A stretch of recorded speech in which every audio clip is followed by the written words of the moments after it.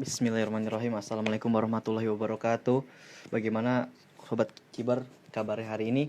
Semoga teman-teman Cibar semua pada keadaan baik dan sehat untuk menyambut kajian kita kali ini, teman-teman. Kali ini teman-teman kita membahas suatu pembahasan yang keren banget nih, teman-teman, bersama Ustadz Bedri tentang sejarah dari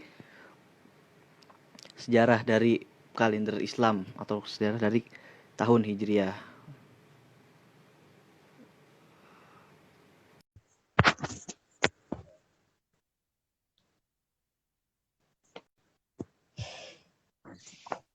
Bismillahirrahmanirrahim. Assalamualaikum warahmatullahi wabarakatuh, Ustadz.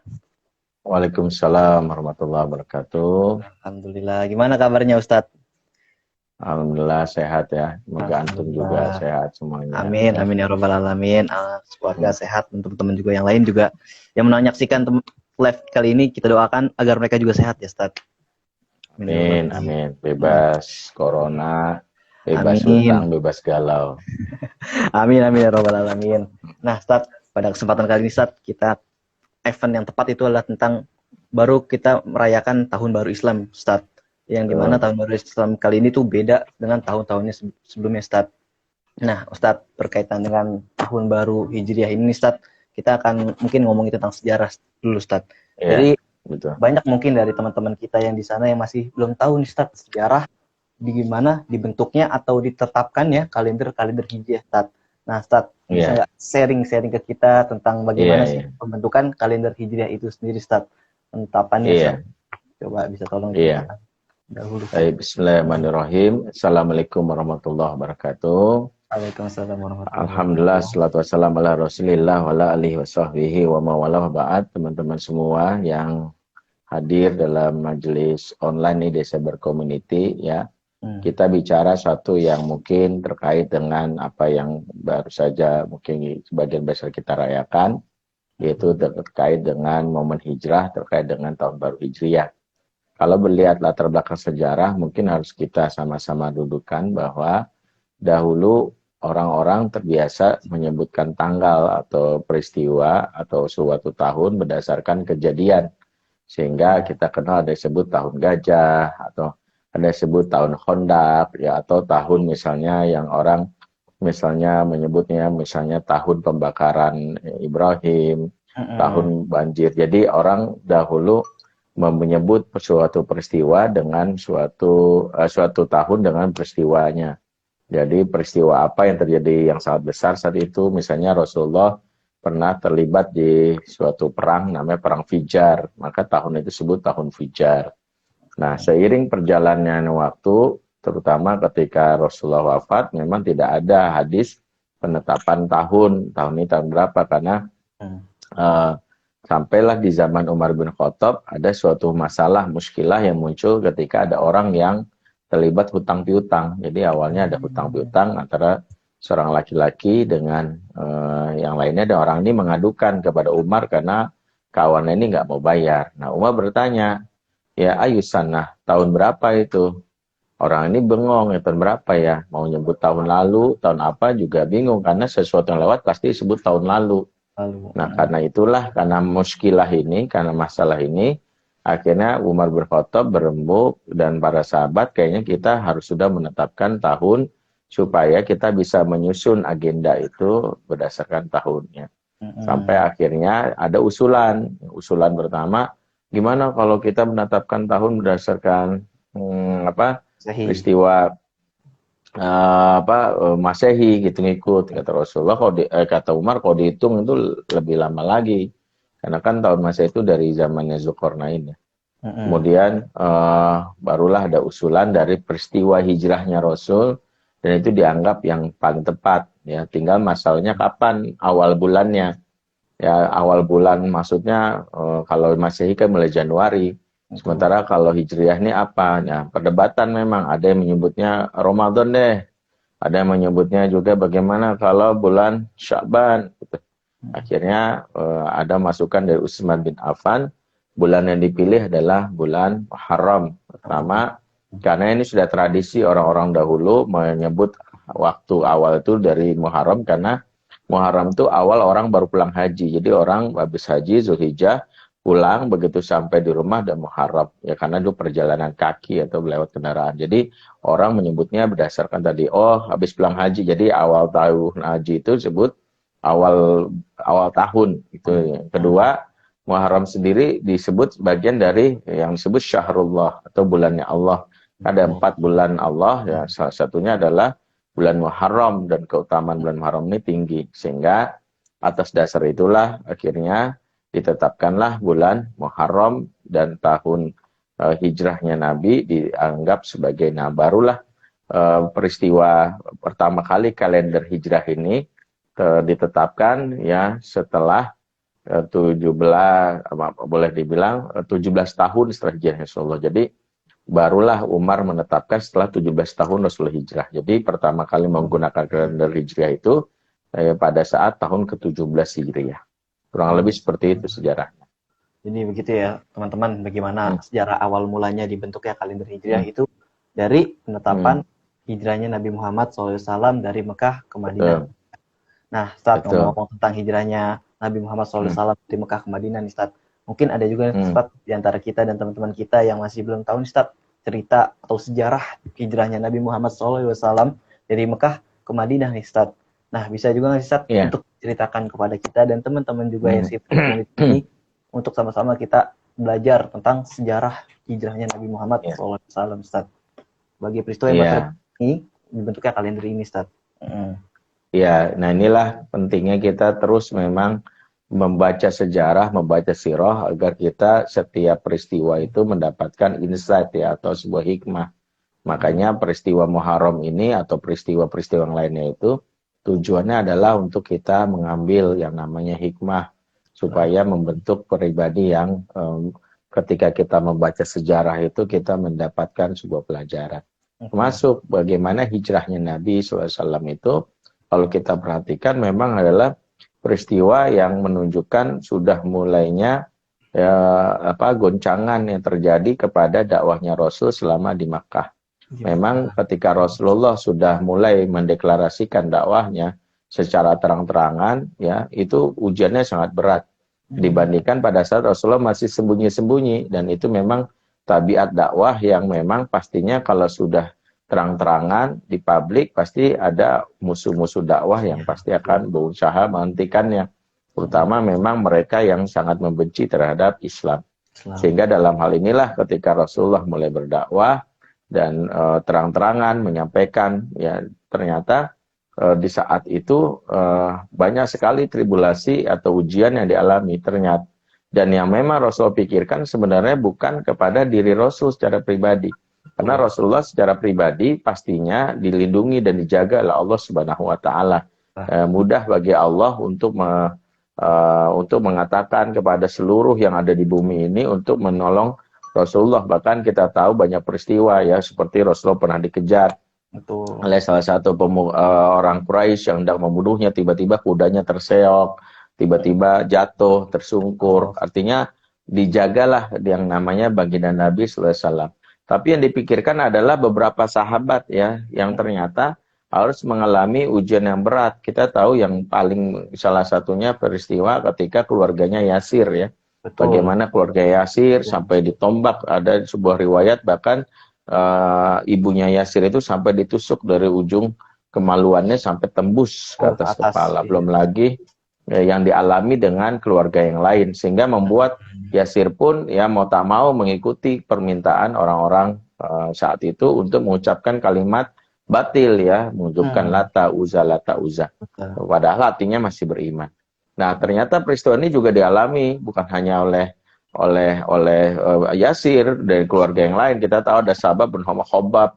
Khobab ini sampai ada yang dipanggang ya, karena badannya gemuk. Alhamdulillah ya, lemak itu yang ada dalam tubuhnya malah menetes di bagian mengintai air ya. Inilah hikmahnya kenapa orang gemuk ya. Orang gemuk itu lagi. Iya, Khobab itu badannya gemuk. Jadi waktu dipanggang, jadi ditinggalin ternyata lemaknya kebakar, netes, mematikan api gitu ya. Gitu. Jadi memang selalu ada hikmah. Jadi yang gemuk-gemuk tuh jangan merasa minder. Kalau gemuk ada manfaatnya juga kalau lagi dizolimin gitu.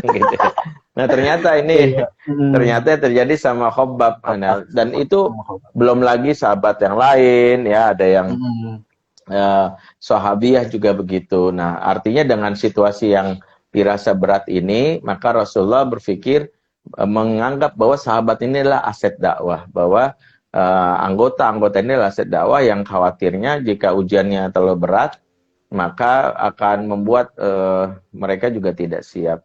Nah, atas awalnya sebelum hijrah ke Yasrib itu sendiri, Rasulullah sudah pernah minta sahabat hijrah ke beberapa tempat, ya ke Taif. Ya, pernah juga Rasulullah Taif, cuma dilempari batu. Pernah juga, bahkan yang paling jauh ada beberapa sahabat ya, seperti Utsman bin Affan itu hijrah ke daerah yang agak jauh di Afrika, Habasyah. Ya, sempat Ja'far juga sempat ke sana. Nah, beberapa tempat, tapi dipilihnya Yasrib itu karena memang karakter penduduk Yasrib yang kelak bernama Madinah ini memang karakter yang pas untuk menopang dakwahnya Rasul. Selain mereka adalah orangnya juga ramah-ramah ya. Madinah itu kalau teman-teman pernah umroh itu kan Solonya Arab gitu ya. Lebih santun ya, lebih welcome.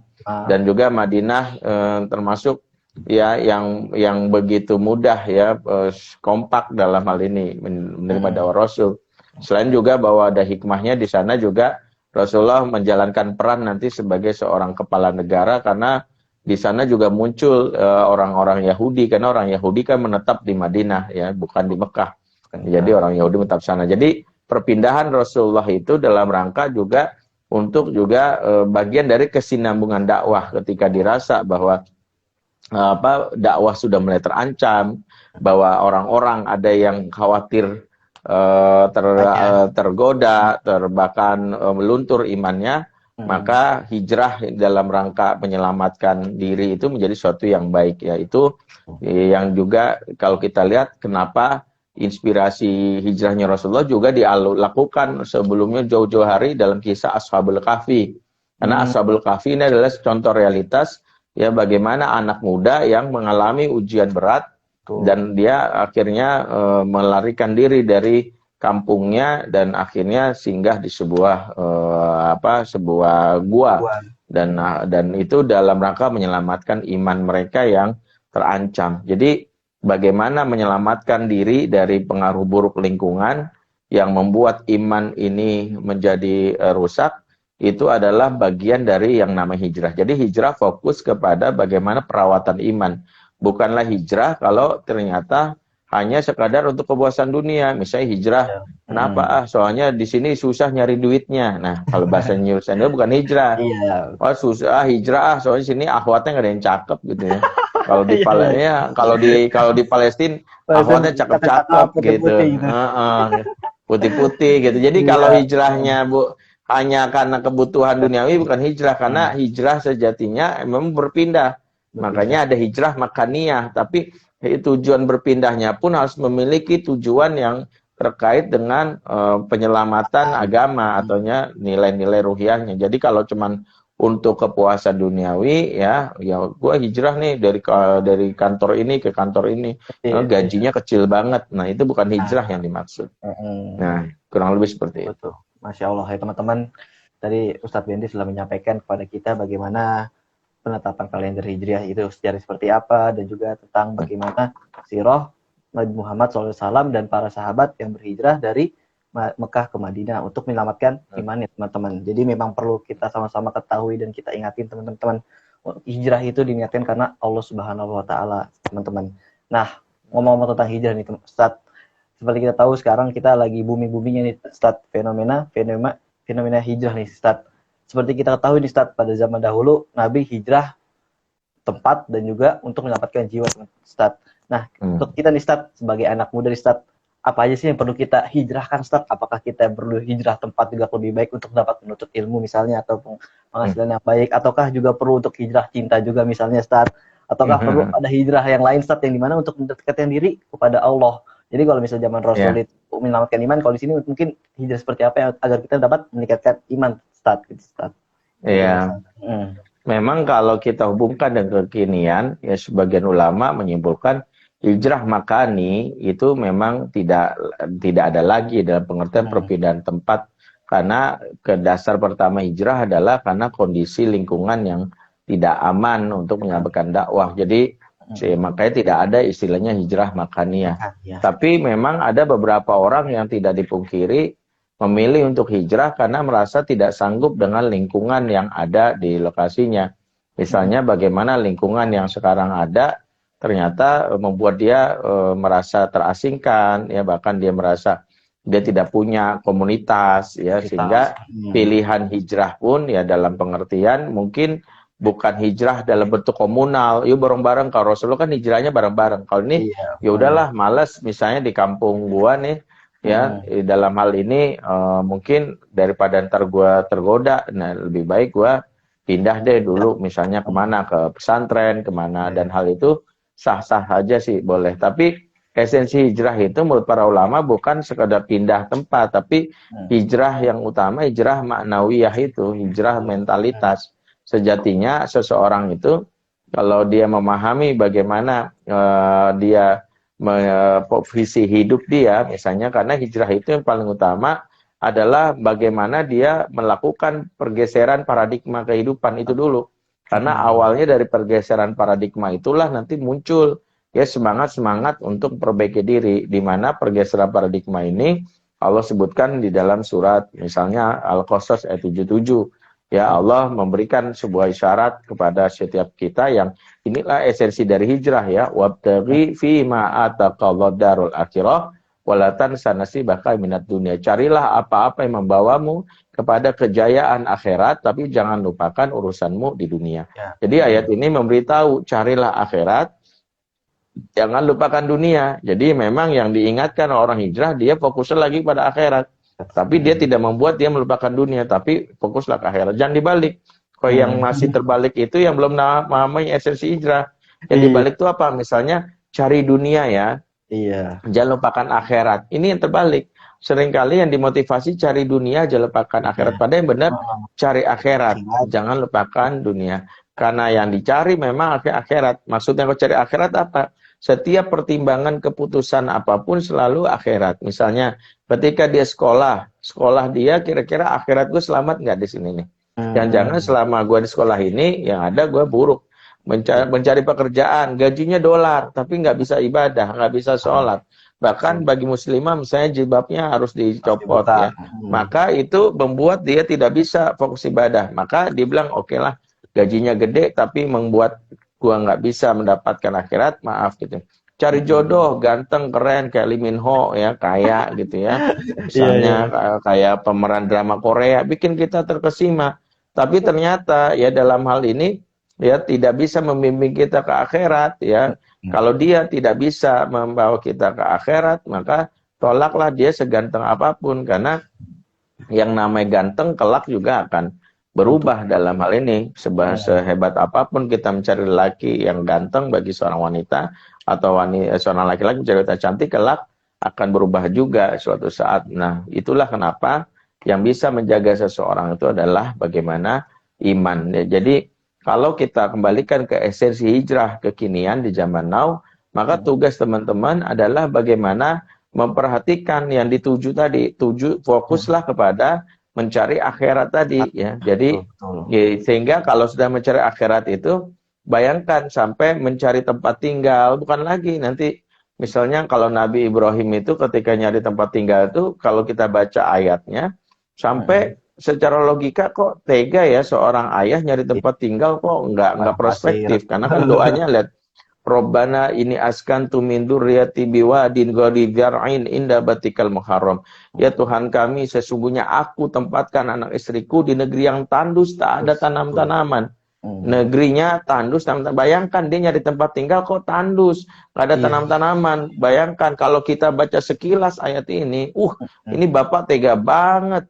Nyari tempat tinggal buat anak bini malah yang kayak gitu. Itu gimana istrinya tuh? Nggak ada tempat buat pijetnya, spa-nya nggak ada, wifi nggak ada, isi ulang pulsa nggak ada. Jadi kalau kita perhatiin, bapak yang model kayak apa? Tapi lihat jawabannya, indah betikal muharram. Tempatnya memang tandus, jauh dengan tanam-tanam, tapi dekat dengan rumah Allah. Oh, dekat dengan masjid Ka'bah yang diberkahi. Jadi bayangkan seorang Ibrahim pun nyari tempat tinggal juga berpikir bagaimana tempat yang mampu membuat anak dan istrinya itu terjaga dunia akhiratnya. Jadi tempatnya kalau kasarnya biarinlah ujung berung asal dekat dengan masjid ya. Itu juga doa yang disampaikan oleh misalnya oleh Nabi Nuh saat dia dalam keadaan terombang-ambing saat perahunya dikena badai banjir.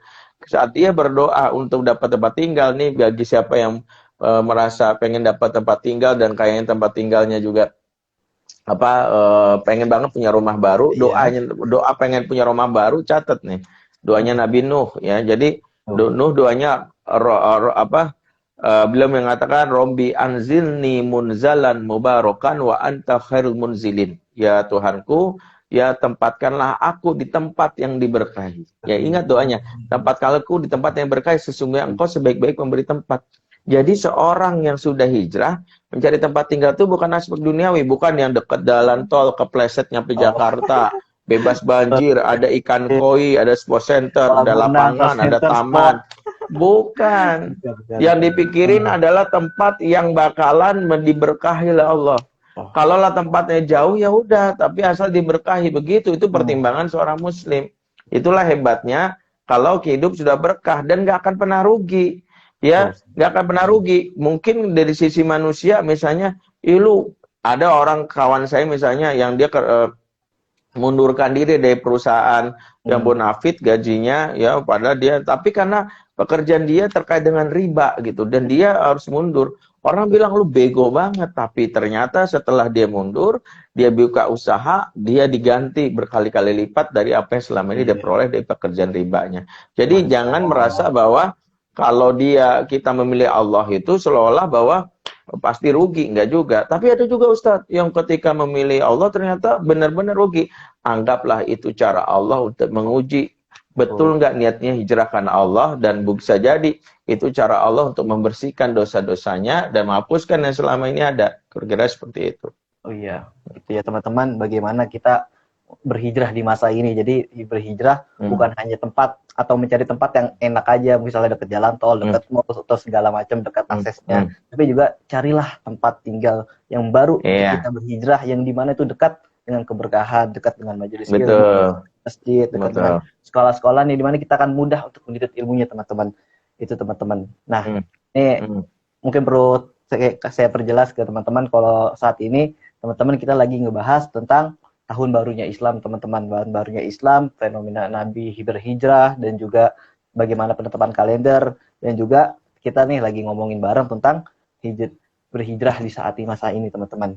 Dan juga untuk teman-teman juga yang sekiranya ingin bertanya tentang hijrah, tentang bulan Muharram ini, mungkin Ustaz, apa aja sih Ustaz amalan-amalan ibadah yang ada di bulan Muharram ini yang utama? Misalnya teman-teman boleh bisa menanyakan di komentar teman-teman. Nah, tapi saat ini saya mau lanjut lagi nih bertanya, ngobrol lagi sama Pak Ustadz nih teman-teman. Nah, Pak Ustadz, kita kan sekarang udah masuk bulan baru nih, bulan baru di 1442 Hijriah ya, Ustadz ya. 42 Hijriah. Nah, Ustadz sebagai anak muda, saya ingin tahu nih Ustadz, nasihat-nasihat apa aja sih Ustadz yang baik untuk kami para pemuda untuk dapat membuka lembaran baru di tahun baru dengan lembaran-lembaran yang indah tulisannya Ustadz, dengan lembaran-lembaran yang dimana dengan penuh dengan keamalan kebaikan Ustadz, kira-kira Ustadz. Iya. Allah berfirman dalam surat Al-Ahzab ayat 70, dan ini awal perbaikan diri ya. Ya ayyuhalladzina amanu wa qulu qawlan sadida yuslih lakum a'malakum wa yaghfir lakum dzunubakum. Orang-orang beriman, bertakwalah kepada Allah dan ucapkanlah perkataan yang baik. Dengan perkataan yang baik itu akan memperbaiki amalan-amalanmu dan menghapuskan dosa-dosamu. Jadi ada hal yang sederhana, ringan, tapi bisa berakibat dahsyat bagi kita, yaitu setelah ketakwaan ada berkata-kata yang baik. Karena salah satu biang dari permasalahan yang terjadi di anak muda sekarang, yaitu lisan yang tidak terkontrol atau lisan yang berkata buruk. Ternyata lisan yang berkata buruk bahkan bisa menjadi sebab diijabahnya sebuah doa, walaupun bercanda. Hati-hati. Allah berfirman misalnya dalam surat Ad-Dariyat ayat 23, kata Allah, Fawarabbis sama'i wal ard innahu lahaqqu mithla annakum tantiqun. Demi Tuhan pemilik langit dan bumi, sesungguhnya hal itu benar-benar terjadi persis seperti apa yang kalian ucapkan. Jadi Allah memberitahu kejadian-kejadian yang terjadi, mungkin salah satunya apa yang berdasarkan apa yang kalian ucapkan. Salah satunya sederhana aja deh. Misalnya, mau sadar nggak bahwa corona ini terjadi, peristiwa ini, mungkin ada ucapan-ucapan kita yang pernah diucapin. Contoh, dulu awal-awal tahun 2020 pernah ngomong, ya Allah, semoga tahun 2020 tanggal merahnya banyak. Gitu. Betul, Ternyata betul. benar. Bener, banyak Betul, sekali. sekarang tanggal merahnya banyak, sampai kita bingung, ini merah asli apa merah palsu. Ya Allah, Banyak semoga tahun 2020 bisa kerja di rumah, nggak harus bisa ke kantor terus. Kejadian benar sekarang kan, kerja di rumah gitu ya, lebih sering. Atau ada yang iseng, anak-anak muda bilang, ya Allah, semoga bisa lulus sekolah tanpa UN. Kan banyak kan gitu. Bisa, Nah, bisa. sekarang kejadian, lulus sekolah tanpa UN. Jadi omongan kita ini ternyata bisa berpengaruh. Makanya kenapa salah satu nasihat yang disampaikan dalam Islam sederhana, jaga lisan, karena esensi dari perilaku seseorang itu dari lisan. Jadi aneh kalau ada orang hijrah lisannya tajam. Nah, hijrah itu lisannya itu terjaga. Bagaimana menjaga dirinya, nggak ngomong yang bercanda yang ngaco, misalnya bercanda sama teman atau diri kita, lu paling jadi tukang ojek, lu paling jomblonya lama, lu bakal tua dulu. Ini lisan yang candaannya nggak boleh. Justru lisan kita itu harus mencerminkan seorang muslim. Ingat, salah satu standar banget nih, ini saya bilang standar banget, kalau pengen tahu muslimnya kita atau enggak, lihat dari bagaimana yang namanya lisan kita ini, kata Rasulullah, al-muslimu man saliman muslimuna min lisani wa yadihi. Seorang muslim itu, kata Rasulullah, selamat orang lain dari kejahatan lisan dan tangannya. Jadi kata Rasulullah, ini standar banget. Kalau pengen seseorang itu sebut muslim, adalah ukurannya adalah selamat orang lain dari kejahatan lisan dan tangan. Makanya aneh kalau dengan status muslim membuat orang lain itu disakiti oleh tangan kita, atau maaf ya dengan lisan kita yang tajam, maka hilanglah esensi Islamnya. Esensi Islam itu justru dari lisan kita yang berkata-kata baik, karena Islam dari salam, kata salam. Salam itu artinya kebaikan dan keselamatan.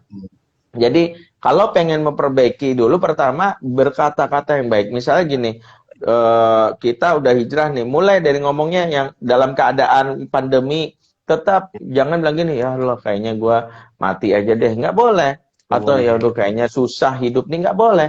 Salah satu panduan Islam kalau di masa pandemi membuktikan kita punya Allah adalah berkata-kata yang baik. Sebagaimana firman Allah, bahkan hadis Rasulullah, yu'jibuni al-fa'lu. Saya ini takjub sama orang-orang yang optimis. Jadi Rasul sendiri mengapresiasi ya siapa yang optimis.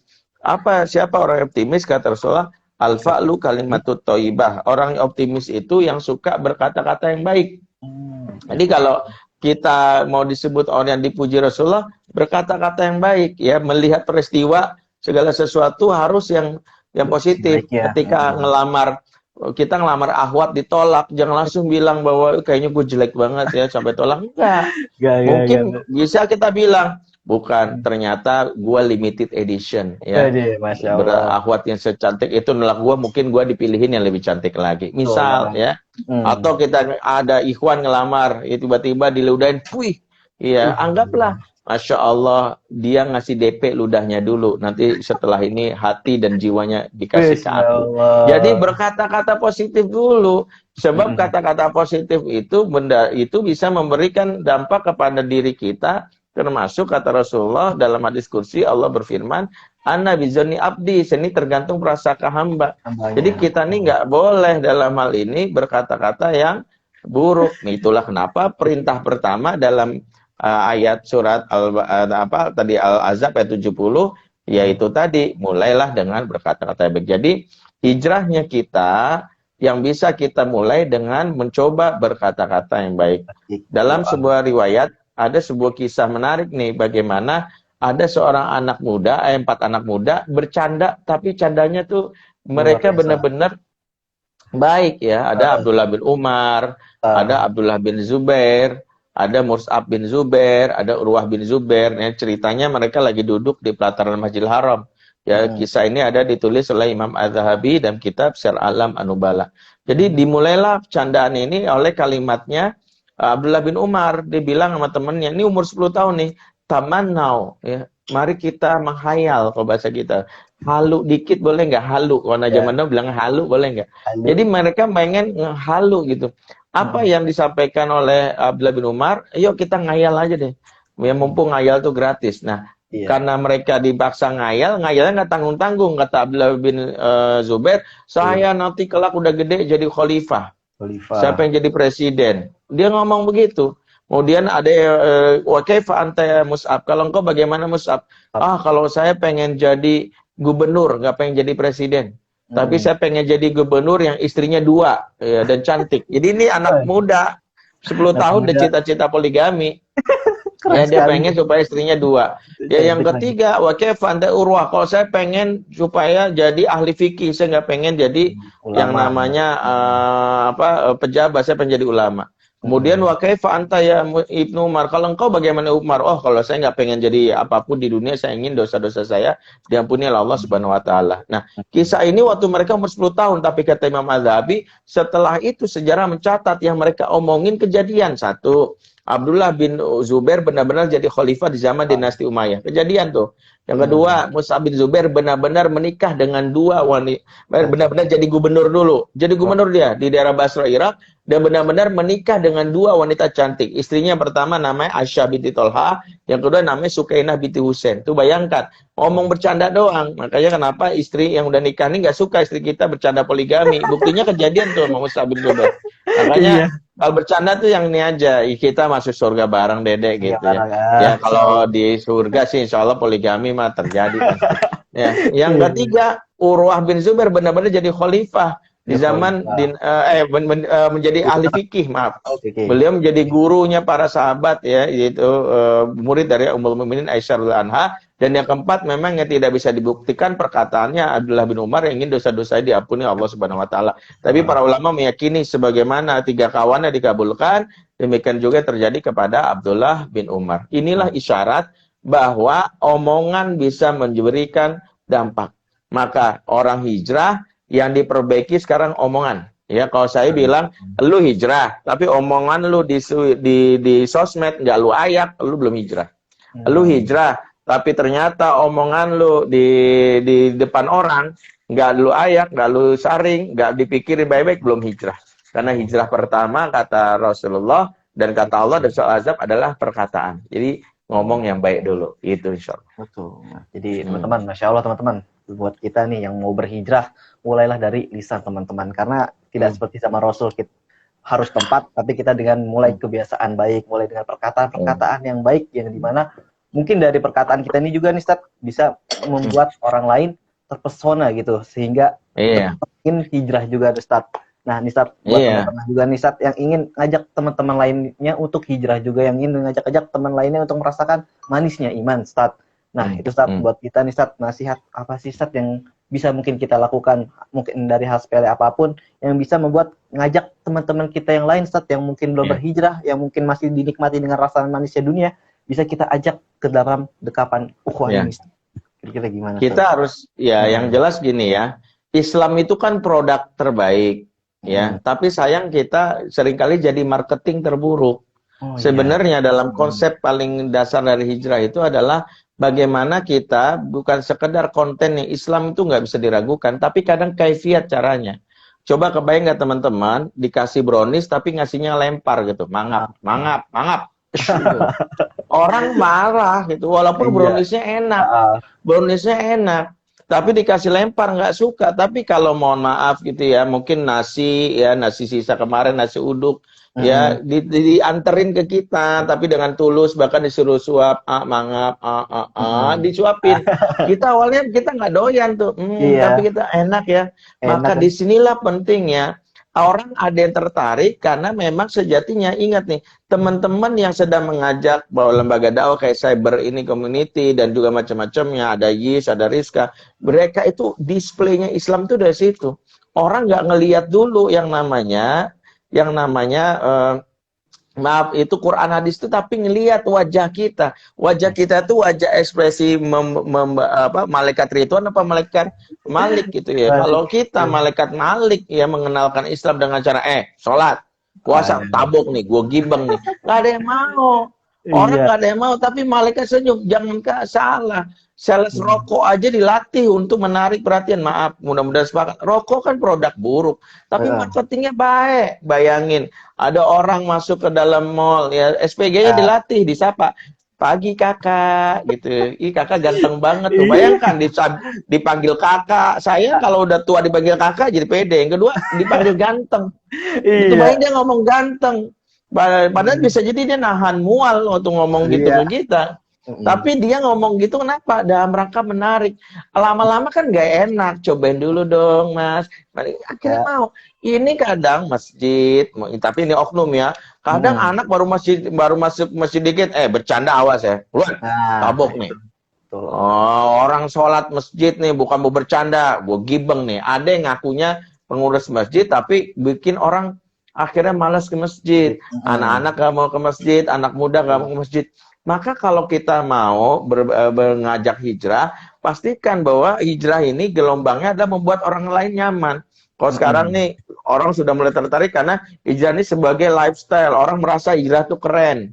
Bahwa Betul. dengan lu sekarang menjadi seorang anak muda, lu hanya memindah tempat tongkrongan. Sama lu Mm-mm. tongkrong di kafe, sekarang lu nongkrong di masjid. Sama itu aktivitas lu, misalnya malam minggu lu ngapelin cewek, ahwa perempuan gitu. Sekarang lu ngapelin murobi, ngapelin guru ngaji ya.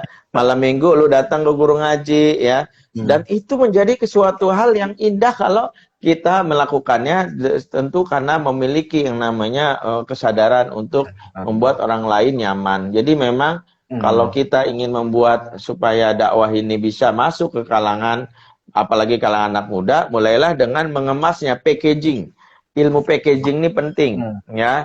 Termasuk mungkin kayak cyber community, mungkin mempackage terutama anak-anak muda, gimana sih supaya mereka tertarik, ya. Maksudnya dengan ustadznya nggak serem-serem amat loh, ustadznya juga asik, gaul. Masalah yang kedua, misalnya bagaimana juga tema-temanya, mungkin judul-judulnya mungkin Mm. diganti yang kira-kira pas gitu ya. Jadi mereka bisa memahami itu. Ya itu ada namanya ilmu marketing juga di sini ya. Wallahu a'lam Iya. bishawab. Jadi itu teman-teman, buat teman-teman yang udah hijrah, ingin mengajak teman-teman yang lain hijrah, kita harus bisa nih memukus suatu produk yang hebat banget. Karena produk kita ini udah hebat nih teman-teman, yaitu Islam, yaitu adalah suatu kenikmatan yang dalam hati, dalam diri kita nih teman-teman. Kita perlu untuk membukusnya, untuk kita bagikan kepada teman-teman yang lain. Nah juga untuk teman-teman yang lagi nonton live streaming sekarang, boleh untuk ditanyakan kepada Ustadz tentang hijrah atau tentang fenomena bulan Muharram ini, atau mungkin pertanyaan-pertanyaan yang lain, silakan teman-teman yang ingin bertanya. Dan juga untuk teman-teman yang lain, jangan lupa untuk di follow akun IG kami, teman-teman. Apa itu akun IG-nya? @IG @cyber_community, teman-teman. Jangan lupa di follow, teman-teman. Nah, berhubung bulan Muharram, saya masih mau, karena belum ada nanya, saya mau nanya ke Ustadz nih, Ustadz, kan kalau nggak salah bulan Muharram ini ada salah satu puasa sunnah tuh, Ustadz, yang kalau nggak salah tuh puasa sunnah menjadi salah satu puasa yang diampuni dosa selama setahun tuh, Ustadz. Itu kayak gimana sih, Ustadz, puasanya, Ustadz? Dan apa ada nilai-nilai sejarahnya nggak sih, Ustadz, dari puasa yang itu, Ustadz? Ya memang ada puasa ya Abdul Siyam ba'da Ramadan, yaitu Shaumul Muharram ya, atau disebut Shaumul Asyura. Jadi puasa yang utama setelah bulan Ramadan disebut adalah puasa Asyura, yaitu tanggal 10 Muharram. Dan 10 Muharram itu sendiri sejatinya dilakukan Rasulullah SAW ya, karena memang keutamaan yang dianjurkan Rasulullah. Tapi sebagian besar orang-orang Yahudi ketika tahu umat Islam puasa di tanggal 10 Muharram, ada agak nyinyir ya, nyinyirnya melebihi Butejo yang lagi viral tuh. Ya, jadi nyinyirnya adalah mengatakan, wah ternyata umat Islam niru kita juga memerayakan 10 Muharram karena untuk merayakan bagaimana Allah menyelamatkan Nabi Musa dari kejaran Firaun kan pas pada tanggal 10 Muharram gitu. Jadi dianggap bahwa itu sebagai meniru. Apa yang terjadi di saat itulah Rasulullah mengatakan, sekiranya aku hidup di tahun depan, aku akan puasa ya sehari sebelum Asyura dan sehari setelah Asyura. Dalam rangka apa? Dalam rangka menyelisihi orang-orang Yahudi yang menganggap bahwa kita sama. Nah, inilah penting kenapa Rasulullah itu menjaga izah kaum muslimin, salah satunya jangan mau dianggap generasi follower pengekor kepada orang-orang non-muslim. Rasulullah tuh ingin menjaga izah kaum muslimin, jangan mau dianggap pengekor. Contoh, bagaimana dulu orang Yahudi pernah menghina Rasul, mengatakan, umat Islam ya, ngaku-ngakunya dia beda sama kita, tapi kiblatnya ke Aqsa juga. Ke Aqsa juga dia, makanya Rasulullah sempat menghadapkan wajahnya. Karena Rasulullah ingin membuat umat Islam itu bangga, jangan sampai akhirnya merasa dilecehkan. Karena itulah akhirnya Rasulullah meminta dan akhirnya Allah memerintahkan ya tahwilul kiblah ya. Fawali wajhaka syatrul masjidil haram, maka hadapkanlah wajahmu ke Masjidil Haram. Dan peristiwa ini kita tahu terjadi di bulan Sya'ban di tahun kedua Hijriah. Pada saat itulah akhirnya terjadilah perpindahan pada saat sholat zuhur ya, masjidnya disebut Masjid Kiblatain. Yang pernah umroh pasti tahu, karena pada saat terjadi 2 rakaat zuhur, pada saat rakaat kedua pada saat Rasulullah ruku, turunlah perintah tersebut, Rasulullah langsung membalikkan badannya ke arah utara ya, ke bagian Masjidil Haram. Jadi singkatnya bahwa puasa Asyura adalah puasa yang utama banget, tapi kita harapkan supaya kita mendapatkan pahala yang diajarkan Rasulullah, menyelisihi kebiasaan orang Yahudi yang merayakan 10 Asyura, maka kita bisa puasa di 9-nya Tasu'a ya, puasa 9 atau tanggal 11-nya. Kalau mau 3 harinya juga boleh.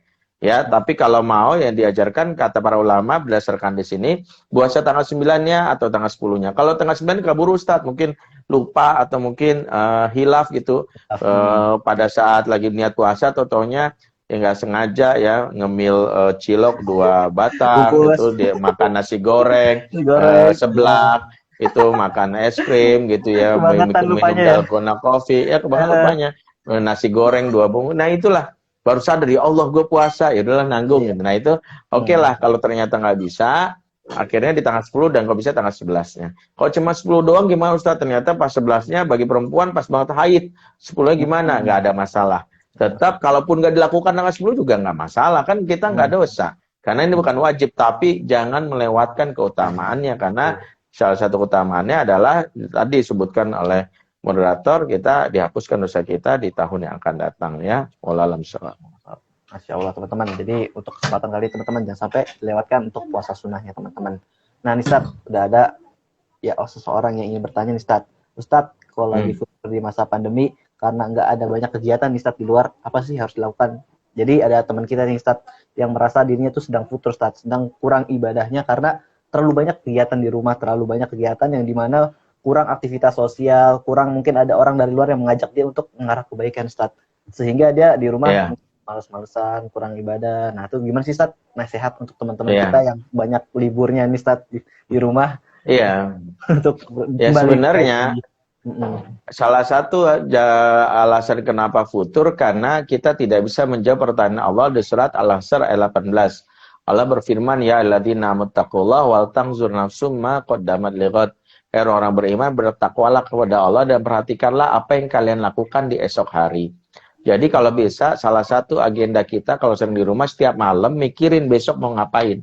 Setiap kita futur karena nggak bisa menjawab besok mau ngapain. Kalau jawabannya tahu nih, gue libur, maka kita sangat berpeluang cuma melakukan 5 hal. 1, tidur lagi. 2, main gadget nggak jelas. 3, nonton TV. 4, makan yang banyak. 5, ngisengin orang. Nah ini yang terjadi. Dan ini bahayanya kalau kita nggak punya agenda, kita berpeluang besar mengikuti agenda orang lain. Teman kita nih yang nggak soleh misalnya telepon, lu ada agenda tahu nih gue, akhirnya kita yang awalnya udah niat hijrah diikuti agenda gue nih ada film nih, misalnya film yang ngaco, diajak akhirnya mau. Karena itu apa yang kita lakukan, biasakan 1 menentukan besok. Tapi kan saya di rumah aja. Jangan menyepelekan amalan kecil di rumah, walaupun itu sekadar misalnya menolong emak kita di dapur, bersih-bersih kamar, itu bermakna.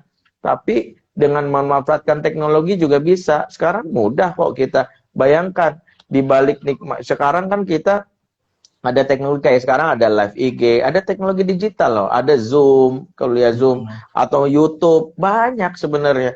Sebenarnya kalau kita lihat hikmah di masa pandemi ini, sebenarnya Allah sudah jawab itu. Fa inna ma'al usri yusra, inna ma'al usri yusra. Sesungguhnya di balik kesulitan ada kemudahan. Emang kita sekarang sulit keluar, nggak bisa mana-mana ya, ada batasan lah, nggak bisa berkerumun. Tapi kemudahannya nggak bisa kita sepelekan. Bayangkan bahwa di zaman kekinian ini, walaupun kita di rumah, tapi ada teknologi Zoom, YouTube, Live IG. Kita bisa dari rumah. Tinggal mau kayak kita usahakan. Karena itulah di balik pandemi ini sebenarnya ada nikmat Allah. Coba antum bayangin. Kalau pandemi ini terjadi misalnya 40 atau 30 tahun yang lalu deh. Mungkin belum lahir. Bayangin kalau 30 tahun lalu belum ada teknologi zaman sekarang. Disuruh kita di rumah karena pandemi. Bayangin kita mungkin di rumah aja. Tuh anak generasi zaman dulu paling di rumah paling nonton TV. Bete banget nggak sampai hafal iklan tuh bayangin. Habis itu ya bingung kan. Iya, Bingung apalagi yang mau ditonton ya. Kalau yang punya pasangan mah enak ya, ada hiburannya ya. Yang kasihnya jomblo ya, Iya. jomblo mau keluar rumah kena corona, di dalam rumah merana kan gitu ya. Jadi makanya bersyukur kalau zaman sekarang. Berarti apa sih yang bisa antum lakukan? Satu, mulai menentukan. Kayaknya gue besok mau setelah ceramah Ustadz Abdul Somad deh, kan di YouTube banyak nih. Gue mau lihat deh, misalnya ini ada agenda live IG-nya di Cyber Community, gue mau ikutin deh. Yang kedua apa ya? Oh ya, gue mau nambah hafalan perbaikan taksin, kan ada yang gratisan juga. Kalau misalnya ikutin aja via Zoom. Ya, Masya Allah, kajian-kajian begitu luas, begitu banyak, internet juga ada. Dan yang berikutnya bisa melakukan hal sederhana. Misalnya bersihin rumah, masak di dapur, bantuin emak, nyuci piring, beres-beres, itu juga nilai pahala. Intinya, pilihannya dua. Ini sering saya ingatkan diri saya, jangan beri kesempatan setan merusak kita dengan membiarkan kita bengong. Pilih dari dua aktivitas. Kalau nggak sibuk dalam amal, mendingan tidur. Karena pantang seorang muslim itu bengong. Karena bengong itu kemungkinan bakal dipengaruhi oleh setan. Apalagi bengong ya bisa menyebabkan kematian. Ya misalnya bengong, bengong lagi nyelam bengong mati. Mati. Benar. Lagi nyebrang jalan tol bengong mati. Makanya jangan bengong ya. Ya kurang lebih seperti itu. Jadi itu teman-teman yang lagi mungkin merasa futur karena banyak libur di saat pandemi ini, tingkatlah ibadah, tingkatkanlah amal kebaikan dengan cara banyak nonton kajian. Bisa juga dengan nonton kajian di tempat kita ini nih, teman-teman. Di IG Cyber yang insya Allah jadwalnya setiap pekan kita ada live bareng dengan ustadz-ustadz untuk ngobrol-ngobrol ini tentang perkara iman, tentang perkara kebaikan pada diri kita. Nah, Ustadz, ada salah satu pertanyaan lagi yang coba saya akan bacakan, Ustadz. Ini yang berkaitan dengan apa yang tadi saya tanyakan, Ustadz, tentang puasa Asyura nih, Ustadz. Ternyata ada orang yang berpikir, Ustadz, kalau bawa puasa Asyura kan itu kan dia puasa menghapus satu dosa 1 tahun ke depannya ya, Ustadz ya. Nih ada orang yang melakukan puasa Asyura, setelah dia melakukan puasanya dia berpikir setelah itu gue bebas lah melakukan dosa apa aja kan udah dimaafin karena puasa Asyura. Nah itu tuh Ustadz. Ada orang yang berpikir salah seperti itu, Ustadz. Gimana kita tuh untuk menghadapi itu, Ustadz? Ya, Imam An-Nawawi ketika mengartikan bahwa puasa, apa makna dari puasa menghapuskan dosa di masa yang akan datang, salah satu maknanya adalah diberikan kesulitan atau untuk dia melakukan dosa atau tidak dibuka peluang kesempatan untuk berbuat dosa. Cara Allah untuk menjaga dia dari misalnya dosa adalah bagaimana dia itu tidak punya kesempatan. Misalnya kalau seorang ikhwan misalnya mau godain akhwat, saya mau dosa nih misalnya, begitu dia mau ngecengin akhwat tiba-tiba kuotanya habis. Ya Allah, kuota habis lagi. Udahlah besok gua coba telepon bahas isi pulsa, gua telepon, mudah-mudahan pas nelpon ternyata handphonenya hang. Waduh, handphone hang lagi gimana ya? Besok gua cegat aja di jalan dah, gua pakai benar. Begitu dia mau coba jalan ternyata motornya kecelakaan. Ya motornya kecelakaan. Akhirnya dia masuk rumah sakit, dia akhirnya nulis surat ke akhwat ini, tengoklah sebagai sesama muslim supaya memberikan kesembuhan awal gitu. Ternyata begitu akhwatnya dengan proses menengok, dia dinyatakan positif corona kan gitu ya. Jadi nggak boleh ditengok. Nggak boleh keluar. Iya, social distancing. Jadi ada cara Allah untuk menjaga supaya kita nggak dosa. Inilah hikmah dari kalau kita, makanya kalau kita berbuat dosa pahalanya benar, dalam hal ini puasa kita benar, insya Allah kesempatan berdosa itu nggak bisa. Kenapa ya? Dan bukan berarti main-main, coba buat dosa, kali aja bisa. Ketika kita melakukannya berarti puasa kita nggak diterima. Karena kalau puasa kita benar-benar diterima, salah satunya nggak tahu kenapa, sulit banget. Berbuat dosa yang ada adalah selalu dimudahkan untuk berbuat ketaatan. Itu maknanya. Ya, giliran misalnya lagi akhir bulan, kuota habis, kita bingung mau ikut kajian, tahu-tahu ada aja nawarin. Nah itu salah satunya dimudahkan. Ada yang ngirimin pulsa untuk kita ikut kajian, atau tiba-tiba yang datengin kita. Jadi maksud dari kalimat dihapuskan dosa setahun yang akan datang, diberikan kesempatan dia untuk banyak amal soleh, yaitu dengan dimudahkan dia memiliki fisik yang untuk melakukan ibadah, dan dipersulit untuk melakukan amalan maksiat. Jadi dia dipersempit. Bagaimana caranya? Kok sulit banget ya? Nah, itu tanda puasanya diterima oleh Allah Subhanahu wa taala, sehingga selama setahun itu dia dicegah dari perbuatan yang Allah murkai. Wallahu a'lam bishawab. Masya Allah. Jadi teman-teman, di saat puasa Syuro jangan malah kita berpikir untuk bebas berbuat dosa. Malah kalau misalnya puasa kita diterima, itu malah akan disulitkan jalan kita untuk melakukan dosa, teman-teman. Dan bersyukurlah orang yang disulitkan jalannya untuk melakukan perbuatan dosa, karena itulah bentuk pertolongan Allah, teman-teman. Nah, nih Ustaz, ada salah satu pertanyaan lagi yang ingin saya bacakan. Ini jadi dia punya teman nih Ustaz, punya teman yang bilang hijrahnya yang paling benar tuh Ustaz. Jadi ini merasa bahwa hijrahnya paling benar sendiri. Wah, Ustaz, gue paling hebat sendiri nih, paling benar perkataannya nih Ustaz. Nah, dikit-dikit mungkin menyalahkan teman-teman yang lain nih Ustaz. Nah, Ustaz, bagaimana sih untuk kita sesama muslim mengingatkan saudara kita yang mungkin agak over nih Ustaz, agak over, agar sama-sama yuk kita rangkul, yuk sama-sama kita main bareng, ngaji bareng, ngobrol bareng gitu Ustaz. Kita gimana Ustaz?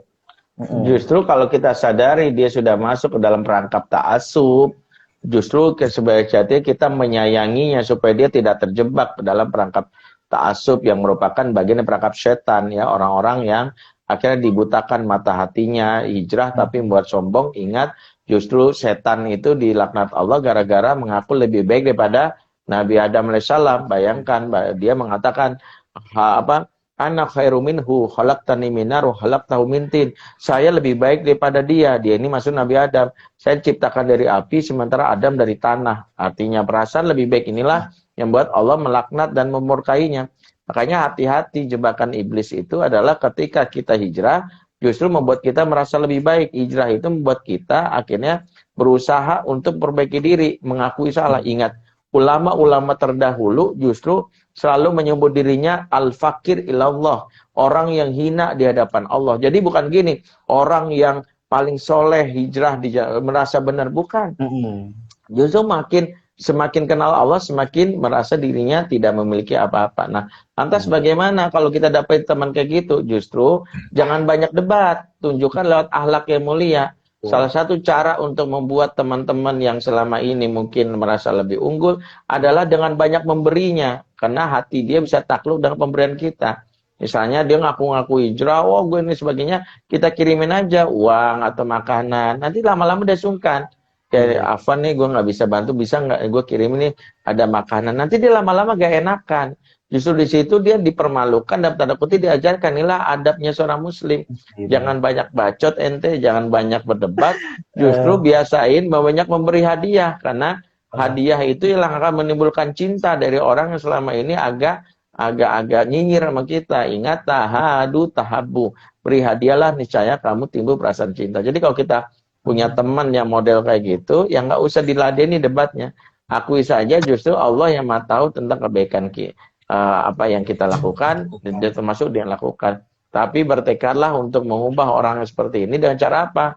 Dengan cara banyak memberi hadiah, memberikan sesuatu yang kita miliki sederhana aja, nggak usah terlalu mahal. Misalnya cukuplah logam mulia 15 kilo kan gitu ya, atau misalnya itu mahal ya, mahal satu.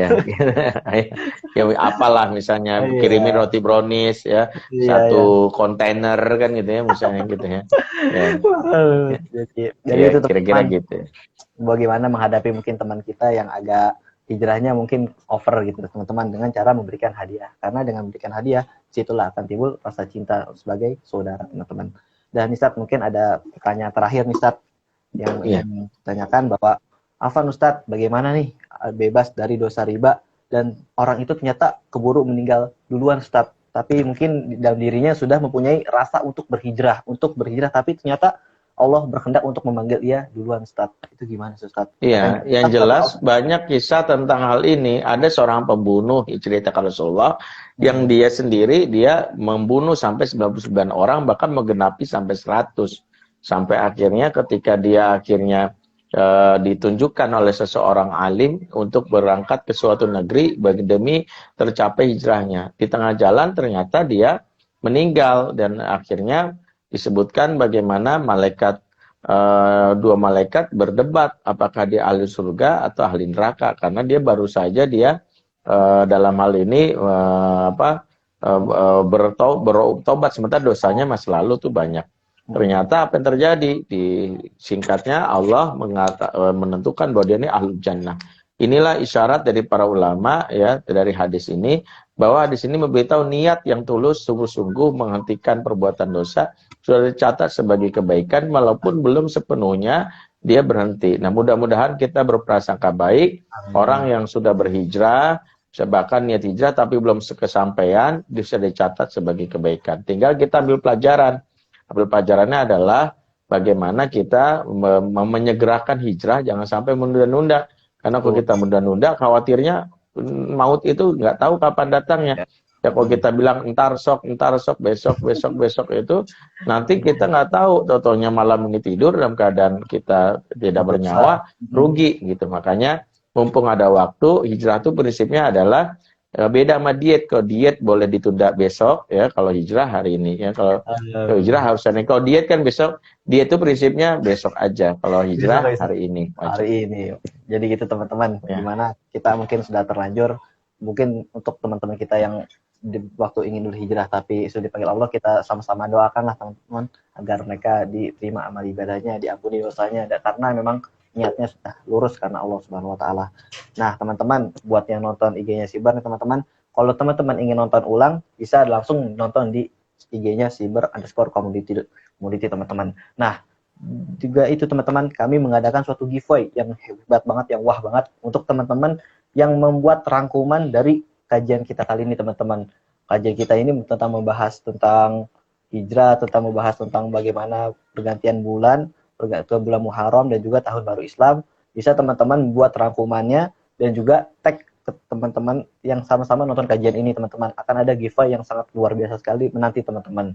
Nah, kira-kira Ustaz, dari saya itu aja sudah cukup Ustaz. Mari sama-sama kita tutup pertemuan kali ini dengan sama-sama baca doa kafaratul masjid ya Ustaz. Allahumma bihamdik asyhadu an la ilaha illa anta Wabillahi taufiq wal hidayah. Dari saya sendiri, kalau ada kurangnya mohon maaf. Sekian dari saya. Wassalamualaikum warahmatullahi wabarakatuh. Waalaikumsalam warahmatullahi wabarakatuh. Ustaz. Baik.